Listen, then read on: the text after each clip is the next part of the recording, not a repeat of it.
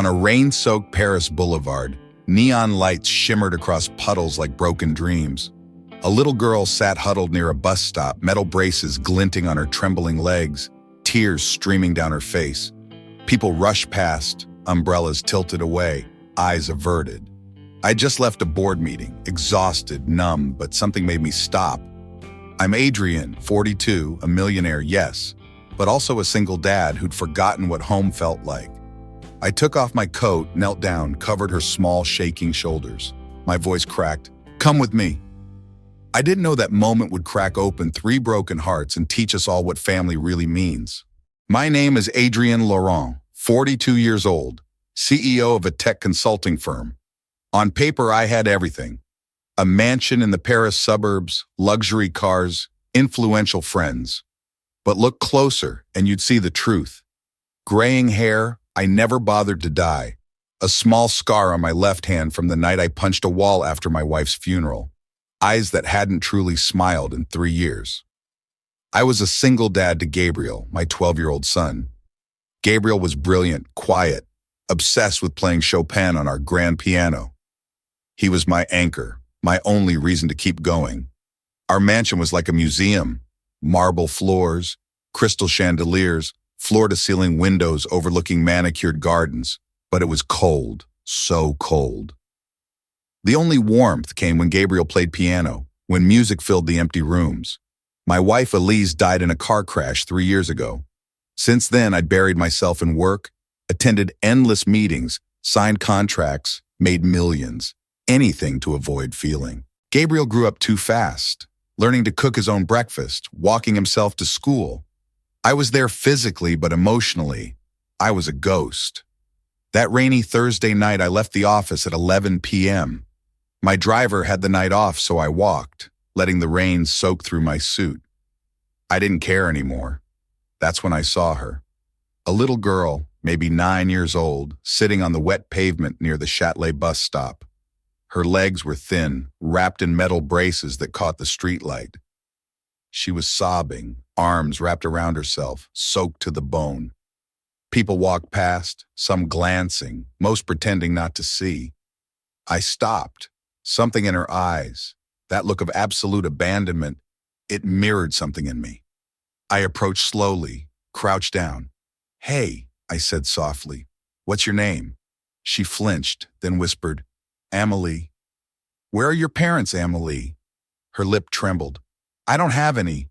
The orphanage, they closed early. I missed the last bus. I don't know where to go." My chest tightened. I took off my coat, wrapped it around her small frame. "Come with me," I said. "You can't stay here."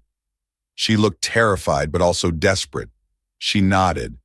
I carried her to my car, her metal braces cold against my arms. At home, Gabriel was still awake, practicing piano. When he saw me walk in with a strange, soaking wet girl, his eyes went wide. "Dad, what?" "Not now, Gabriel. Get me towels and warm up some soup." I sat Amélie by the fireplace, dried her hair, wrapped her in blankets. Gabriel stood in the doorway, confused, maybe a little afraid. Amélie clutched something in her tiny fist. When she finally opened her hand, I saw it.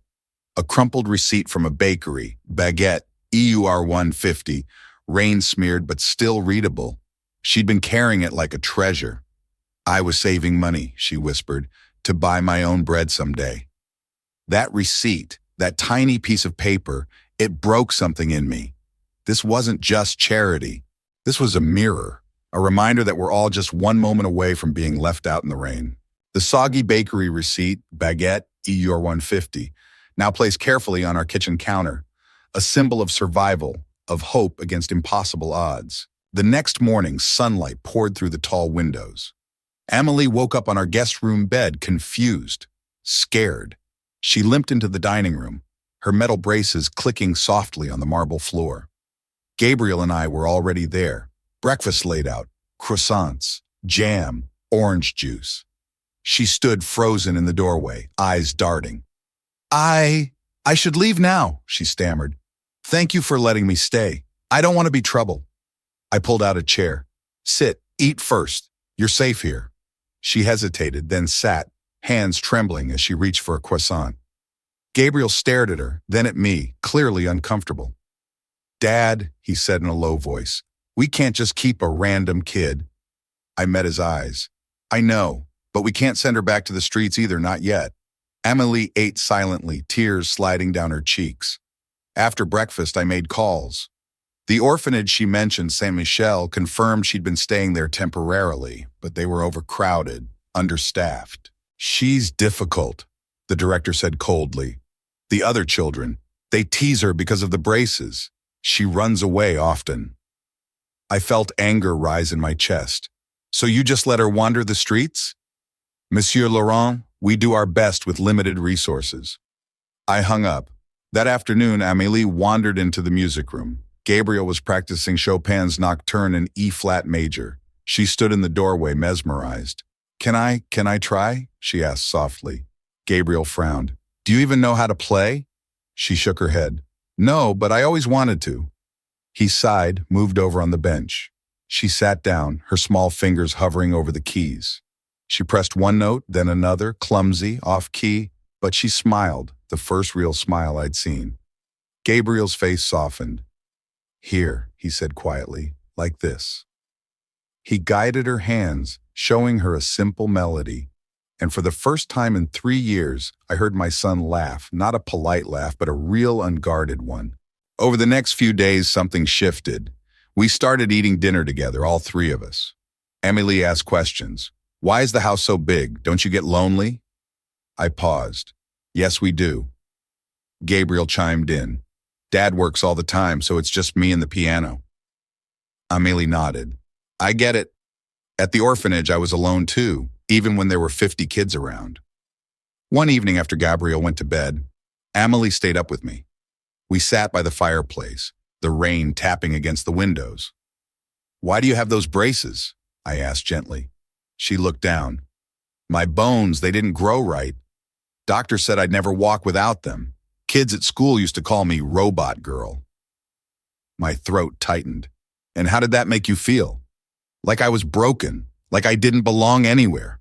I reached over, took her small hand. "You're not broken, you're just different, and different is beautiful." She looked up at me, eyes glistening. "Do you really think so?" I nodded. "I know so." She leaned her head against my shoulder, and I felt a warmth I hadn't felt in years. The next morning, I found her sitting on the edge of Gabriel's bed, whispering to him. "What if he gets tired of me? What if I'm too much trouble?" Gabriel, still half asleep, mumbled, "My dad doesn't give up on people. He didn't give up on me when I stopped talking for 6 months after Mom died." Amelie's eyes widened. "You stopped talking?" Gabriel nodded. "Yeah, and Dad, he just sat with me every night, didn't force me, just stayed." Amélie smiled softly, but tension was building. One evening, Gabriel snapped, "Why are you spending so much time with her? You never spent this much time with me." I was stunned.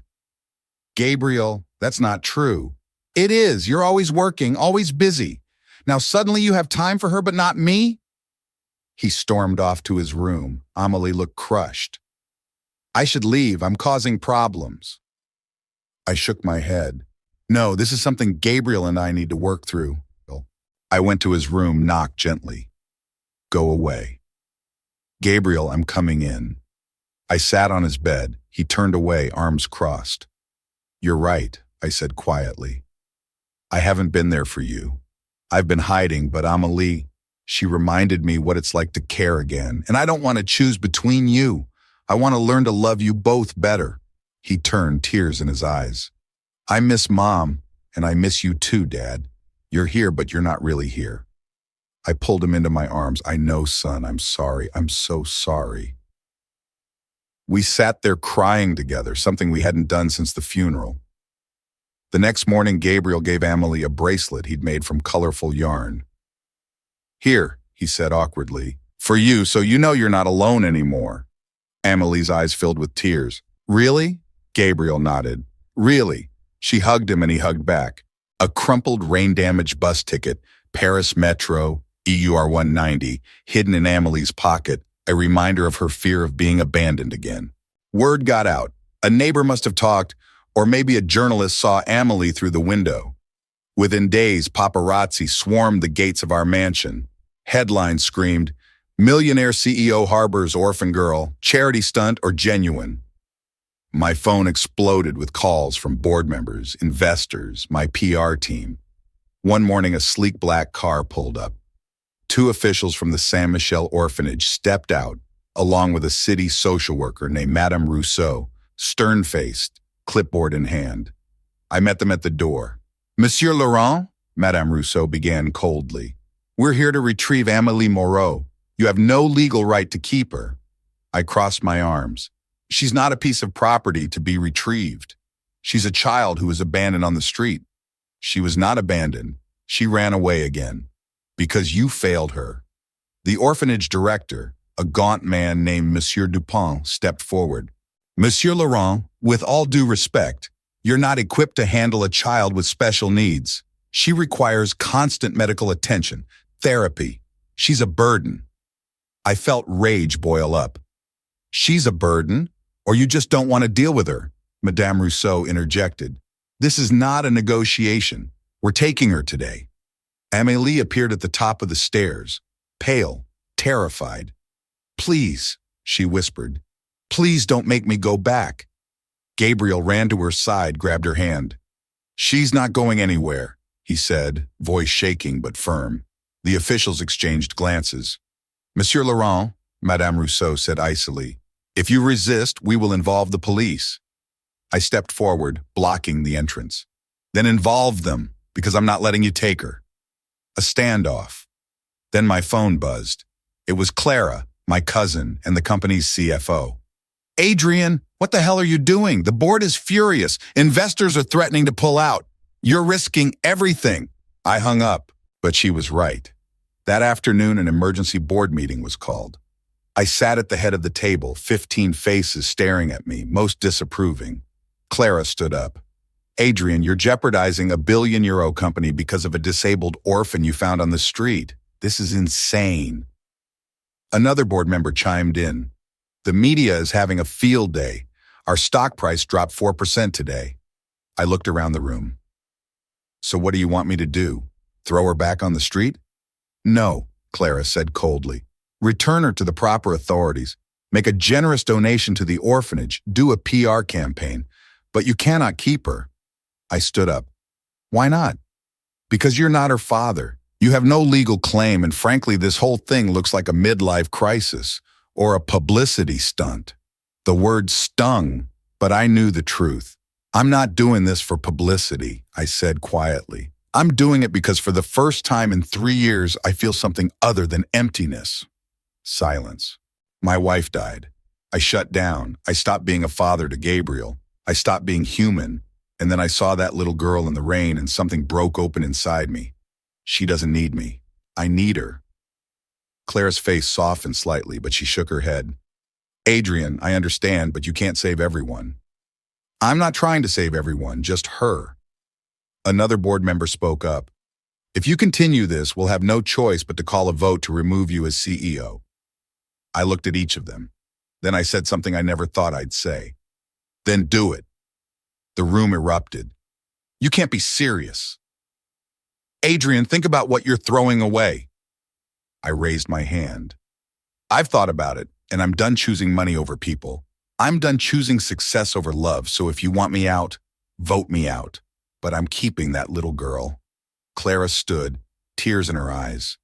"You're making a mistake." I met her gaze. "Maybe, but it's my mistake to make." The vote was called, 10-5. I was removed as CEO, effective immediately. I walked out of the boardroom, numb but strangely at peace. When I got home, Amélie was sitting on the stairs, Gabriel beside her. "Did they fire you?" she asked, voice small. I knelt down. "Yes." She burst into tears. "This is all my fault. I ruined everything." I took her hands. "No, sweetheart, you didn't ruin anything. You gave me a reason to remember what actually matters." Gabriel put his arm around her. "We're a family now, Amélie, and families stick together." That night, I held a press conference in front of our home. Cameras flashed. Reporters shouted questions. I stepped up to the microphone, Amélie and Gabriel on either side of me. "I've been asked why I'm risking my career for one child. The answer is simple. because she's not just one child. She's a human being who deserves love, safety, and dignity. And if my company, my reputation, my fortune, if all of that is built on a foundation where I can't protect one vulnerable little girl, then it's worth nothing. A reporter yelled, "So you're adopting her?" I looked down at Amelie, her eyes wide with hope. "Yes," I said, "if she'll have me." Amelie threw her arms around me, sobbing. The cameras went wild. Some reporters applauded. Others looked skeptical, but I didn't care anymore. That night, Gabriel made a bracelet for Amelie out of colorful yarn, each knot tied with care. "Here," he said, slipping it onto her wrist. "This means your family, forever." She looked at it, tears streaming. "Forever?" He nodded. "Forever." The yarn bracelet, simple but vibrant, tied around Amelie's wrist, a symbol of chosen family, of belonging despite the chaos. I was no longer a CEO. No more board meetings, no more investor calls, no more 60-hour work weeks. At first it felt like free fall. I didn't know who I was without the title, the power, the money, but slowly I started to remember. I was a father, and now I was a father to two. We settled into a new rhythm. Mornings were for breakfast together. Croissants, coffee, orange juice, Gabriel telling terrible jokes that made Amélie giggle. Afternoons were for homeschooling since Amélie refused to go back to regular school after years of bullying. I hired a tutor, but often I'd sit with her, helping with math, reading her stories. Gabriel taught her piano every evening. She was clumsy at first, hitting wrong keys, losing the rhythm, but she never gave up. And Gabriel was patient, kind, something I'd never seen in him before. One afternoon, I found them in the garden planting sunflowers. The garden had been neglected for years, overgrown with weeds, but Amélie insisted. Sunflowers always face the light. They don't give up. So we cleared the weeds, tilled the soil, planted seeds. Gabriel dug holes. Amélie dropped in seeds. I covered them with dirt. It was simple, quiet, but it felt like healing. Weeks passed. The media storm died down, replaced by new scandals, new headlines. Some outlets praised me. Millionaire gives up fortune for love. Others mocked, CEO loses mind over crippled orphan. I stopped reading, but the legal battle wasn't over. The orphanage and social services fought my adoption petition. "You're single, you have no experience with disabled children, and you're unemployed," Madame Rousseau argued in court. My lawyer countered, "He has a stable home, financial resources, and most importantly, genuine love for this child." The judge, an older woman with kind eyes, asked to speak to Amélie privately. I waited outside the chamber, heart pounding. When Amélie came out, she was smiling. "She asked me if I felt safe with you," Amélie whispered. I said yes. The judge ruled in my favor. Temporary guardianship granted, with a review in 6 months. It wasn't full adoption yet, but it was a start. That night we celebrated. Gabriel baked a cake, lopsided and slightly burnt, but Amélie said it was the best thing she'd ever tasted. We lit candles, sang, laughed until our stomachs hurt. Later, as I tucked Amélie into bed, she looked up at me. "Do you ever regret it? Giving up everything for me?" I brushed hair from her forehead. "Not once." "But you lost so much." I smiled. "I lost money, power, status, but I gained something far more valuable. I gained you. I gained my son back. I gained a family." She hugged me tight. "I love you." My throat closed up. "I love you too, sweetheart." The next morning, Gabriel showed me something, a drawing he'd made. 3 figures standing under a golden sun next to a house with flower-filled windows. "This is us," he said. "Our family." I framed it, hung it in the hallway. Every day I'd pass it and remember why I made the choice I did. One afternoon, a reporter knocked on our door, not aggressive, just curious. "Monsieur Laurent, people want to know, how are you doing now?" I invited her in, offered tea. We sat in the garden, sunflowers now waist-high, bright yellow against the blue sky. "I'm doing well," I said honestly. "Better than I've been in years." "Any regrets?" I shook my head. "None." "What about your company, your career?" I smiled. "I built a company, but I was losing myself. Now I'm rebuilding a family. That's worth infinitely more." The article came out a week later, surprisingly fair, even warm. From boardroom to backyard, one man's journey from success to significance. It went viral. People sent letters, emails, messages of support. Some criticized, but most were moved. One letter stood out, from a single mother in Lyon. "Thank you for showing that love is a choice we make every day. You've inspired me to be braver." I read it to Gabriel and Amélie over breakfast. Amélie beamed. "We inspired someone?" I nodded. "You inspire me every day." In the garden, the sunflowers bloomed, bright and resilient, faces turned toward the light. Amélie stood among them, arms spread wide, metal braces glinting in the sun. "Look!" she shouted. "They're taller than me." Gabriel laughed, ran to join her. I watched them, my heart full.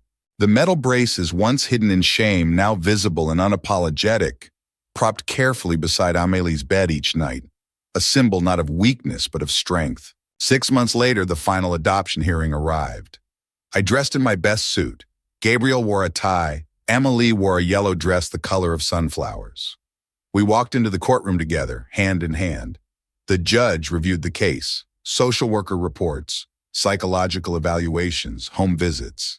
Everything checked out, but she wanted to hear from Amélie one more time. "Amélie," the judge said gently, "do you want Monsieur Laurent to be your father?" Amélie stood up, small but steady. "Yes," she said, voice clear. "He already is." The judge smiled. "And Gabriel, how do you feel about having a sister?" Gabriel grinned.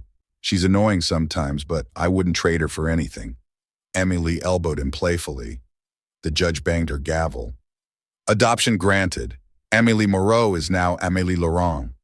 The courtroom erupted in applause. Amélie burst into tears, happy tears, and threw herself into my arms. Gabriel joined the hug, and we stood there, the three of us, a family legally and forever. That evening, we returned home. The sunflowers in the garden were in full bloom, a sea of gold. We had dinner on the patio, pasta, salad, bread, laughter. Gabriel played a new piece he'd composed, dedicated to Amélie. She listened, eyes closed, swaying gently. After dinner, Amélie asked if we could plant more flowers. "Always," I said. So we did. We planted roses, lavender, daisies, filling the garden with color. As we worked, Amélie said something that struck me. "You know what I realized? Home isn't a place. It's the people who choose you." Gabriel nodded. "And who you choose back?" I looked at them, dirt on their hands, smiles on their faces. "We choose each other," I said, "every single day." Later, as I tucked Amélie into bed, she handed me something. The old crumpled bakery receipt, the one from the night we met. "I don't need this anymore," she said. "I'm not surviving anymore. I'm living." I took it, eyes blurry with tears. "You're more than living, sweetheart. You're thriving." She smiled, then drifted off to sleep. I walked downstairs, found Gabriel at the piano. He was playing softly, a melody I didn't recognize. "New piece?" I asked. He nodded. "It's called Come With Me, for Amélie and for you." I sat beside him, listened. The music was bittersweet, haunting, but ultimately hopeful. When he finished, I put my arm around him. "I'm proud of you, son." He leaned his head on my shoulder. "I'm proud of you too, Dad." We sat there in the quiet, the house no longer cold, no longer empty. The next morning, I made breakfast. Amélie came down, her metal braces clicking softly, but she moved with confidence now, head high. Gabriel set the table, humming. We ate together, talked about plans for the day, ordinary things, and that's when it hit me. This was everything. Not the money, not the title, not the mansion, just this. 3 people choosing to love each other day after day. As we finished breakfast, Amélie looked at me. "What are we doing today?" I smiled. "Whatever we want." Gabriel suggested going to the park. Amélie wanted to visit the bookstore. I wanted to just be with them. So we did all 3. We walked through Paris, hand in hand, stopping for ice cream, browsing books, sitting by the Seine, watching boats glide by. People stared sometimes at Amélie's braces, at our mismatched little family, but we didn't care. We had each other. That night back home, we stood together in the garden, watching the sunset paint the sky gold and pink. The sunflowers swayed in the breeze, tall and proud. Amélie squeezed my hand. "Thank you for coming back for me that night," I squeezed back. Thank you for letting me. Gabriel took both our hands. Thank you both for being my family. We stood there, three souls who'd found each other in the rain, now standing together in the light, and I realized family isn't about blood. It's about the people you choose and the people who choose you back every single day. Family isn't blood. It's the choice we make and remake every single day. If you see yourself somewhere in this story, subscribe to HA Stories and share what moment made you believe in chosen family again.